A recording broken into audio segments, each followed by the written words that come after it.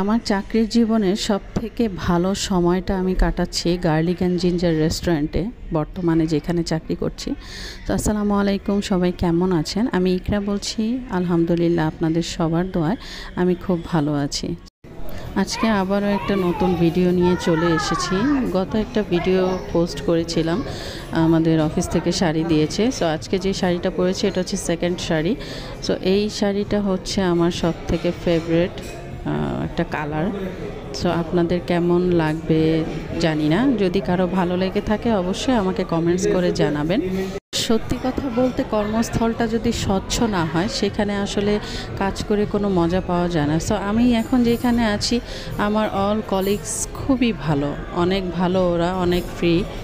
আমরা এমনভাবে মিশি যে আমরা ফ্যামিলি মেম্বার। সো আমি আমার শাড়িটা দেখাতে চলে আসলাম, যে টপিকটা নিয়ে অ্যাকচুয়ালি ভিডিওটি স্টার্ট করেছি। সো এইটা হচ্ছে আমার ফুল শাড়িটা। কালারটা অনেক সুন্দর। আপনাদের কেমন লাগবে, কেমন লেগেছে অবশ্যই কিন্তু আমাকে জানাবেন, জানাতে ভুলবেন না। আর এদিকে আবার আমি আমার রেস্টুরেন্ট দেখাতে ব্যস্ত হয়ে গেছি। আমার ব্যাক সাইডে আমার সুপারভাইজার সোহেল ভাইয়া আছে। সো উনি খুবই ভালো একজন মানুষ।